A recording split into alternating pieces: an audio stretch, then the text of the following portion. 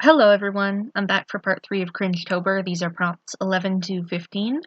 The first one was 5 plus 1, which I had to look up because I'd never heard of it. So it turns out it's a trope usually found in fan fiction, and the idea is that a character or characters do 5 things that are pretty much the same and then one that's different. I don't know if I'm explaining it properly, but that's what I understood anyways. I think I got it, I don't know. What I decided to do for this prompt was to draw a kind of comic style thing with my two characters, Riley and Heather. Now, since this is the first time I'm drawing Heather and posting it, usually it's only in my sketchbooks, I should do a little introduction. Basically, she is Riley's sister, and she's very important for the story. I kind of debated drawing this in the first place because it's kind of leaning into spoiler territory, to be honest. And since I am planning on turning their story into a comic, I don't want to give away too much, but I honestly couldn't think of anything different to draw for this, so here we are. Basically, to give you guys a non-spoiler description as much as I can. Riley and Heather had a very similar childhood. They both went through some serious stuff together, and as they grew up, they started to argue, and their friendship kind of fell apart, so they ended up going their separate ways, and now they both had something bad happen to them.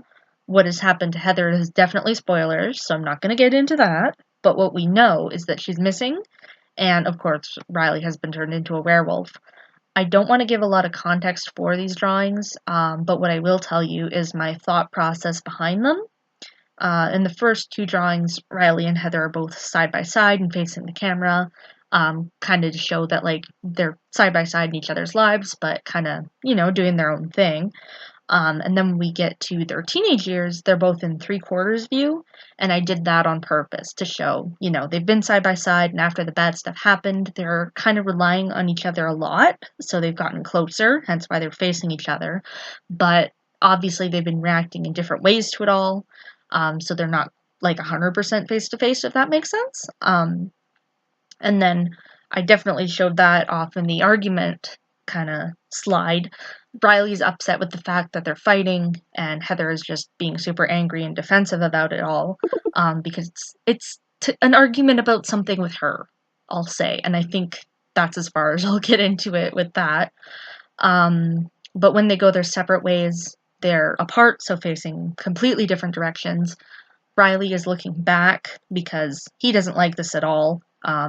It's not really his choice, but he's doing it because he thinks it's for the best.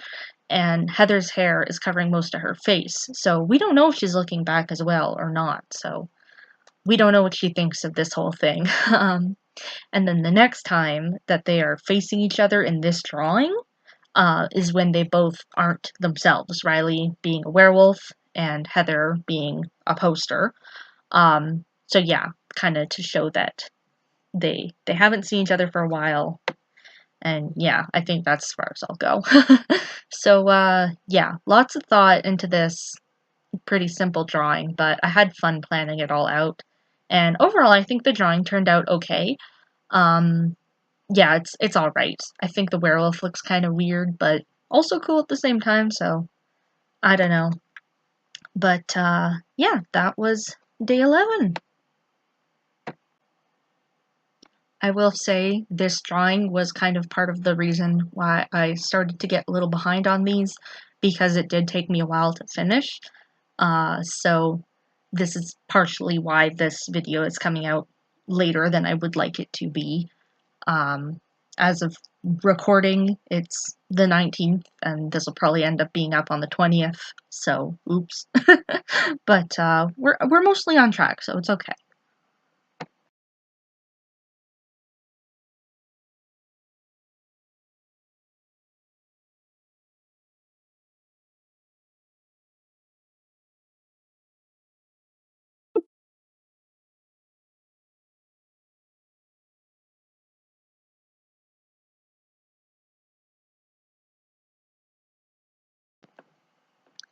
So going from all of that super serious stuff to something lighthearted and not canon, day 12 was Hatsune Miku. To be honest, I'm pretty neutral on her and like the other Vocaloids. Like, I'm not a fan or anything, but I don't dislike them. I think they're pretty cool, and I do find it entertaining how they're basically celebrities at this point, even though they're just like computer programs. It's funny. I like it. So since I'm filling out all of these prompts with my own characters, I decided to draw my OC Jenny in like a Hatsune Miku inspired outfit, kind of like a cosplay, but personalized. I know there's like a ton of variations of her. I don't know why, because again, I know pretty much nothing about these, but it's neat, so I guess maybe this is a variation or not, because I know there's like rules about what counts as a variation or I don't know. It's a cute outfit, that's why I drew it. Anyways, for the drawing itself, I went super simple with it. I just drew her in the same kind of pose as the picture I referenced. Most of the thought went into the outfit itself. I do want to mention I did trace over the picture for like the little sketch on the side, not for the finished drawing. That was just to get an idea of like the main parts of the outfit, what to keep, and then added to that. But yeah. I think it turned out really cute. I especially love her tie with the hearts. I think I kept that. And the star-shaped things around her ponytails, those are my favorite idea out of everything, and that's why I drew this with Jenny, because I wanted to include those. Like I said, there wasn't much to this one, just a really fun, simple piece of art, and an excuse to give Jenny a cute outfit, which I am always a fan of. She's got a really fun color scheme to work with. She's one of my most pastel, or not pastel quite, but more like bright colored characters. So I love giving her outfits and stuff. I'm in the process of turning all of my characters into custom dolls. So she definitely got a lot of outfits, and yeah, that's why. I'm a little biased because I think her color scheme is just the cutest, and yeah, that's why she was here, and I'm glad to have drawn her again, even though she has a lot of art, but it was perfect, and I think out of my characters, if there were any that would cosplay a Vocaloid in any sort of way, it would be her, for sure. I did think about, like, maybe Sky, but I'm already using her for like a couple more prompts as well, and I want to try and keep this pretty even between my characters, so that's another reason why I decided to draw Jenny for this one. Day 13 was Rule 63, aka Gender Bend. I was going to do a proper gender bend of one of my characters, but when I sat down and tried to think of a character that would be fun to draw as a different gender, I just honestly couldn't think of any that would be fun to draw.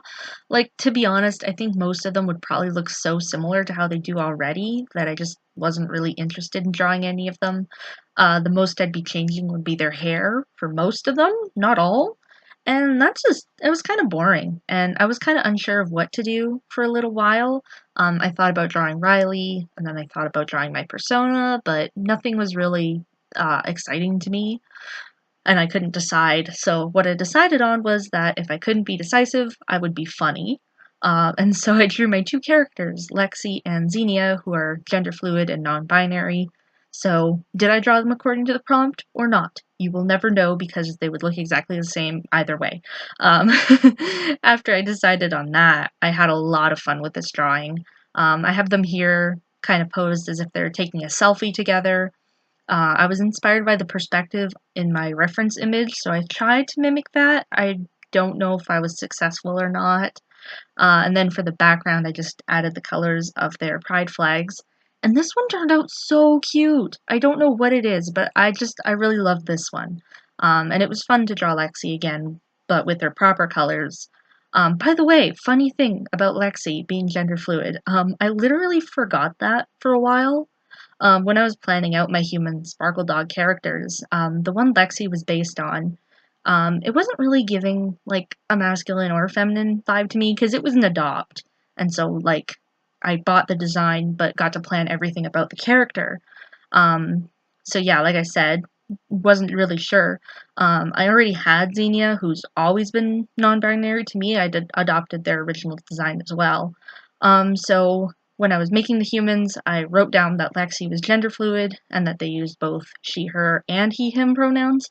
And then, because I never made those characters proper reference images, I kind of drew down sketches and then in his case, bought the doll, and then I totally forgot about what I had written down until I was checking something on his original design and saw my notes. And I went, oh, oops, okay. So, my apologies, Lexi. But now that I've drawn this, I think I'll remember that from now on. Hopefully, because it's really embarrassing to forget stuff about your own characters. But it does happen, and I have done it a couple times. But now I think this is pretty stuck in my head, so hopefully we'll be good from now on. Day 14's prompt was incorrect quote, and this one was so much fun for me. I used to be obsessed with incorrect quotes. There's this website where you can write down your characters' names and it'll automatically add their names into the quotes. It's really fun, and I used to just add my characters in and read through them all for like an hour. I don't know why, I really loved it. Nowadays, I don't really think about them too much, but what I have noticed is that instead of the classic kind of incorrect quotes, a lot of times nowadays people are using Tumblr text posts instead, and I think that's a lot of fun. And that's what I did here. I really wanted to draw my character Damien at least once for Cringetober, so I went to his Pinterest board and I picked out one of the posts that I'd saved there that reminded me of them and like felt the most in character, and I drew him saying it. I don't know who made the post. It's cut out of the screenshot, sadly, but it's very fitting for them because he loves being a mad scientist and being weird and edgy and, kind of scary to some people. I drew the sketch for this one on paper, so that was basically done for me when I started this, and it came together super fast. It was one of the fastest drawings I did so far, and I love it, and I love his angsty little pose, and it's just great. This one's definitely one of my favorites so far, and who knows, maybe for the rest of them too. I don't know. Also, this is really random, but I've never drawn him with his hair covering one eye like that before, and I love it so much, I might just keep that in their design from now on.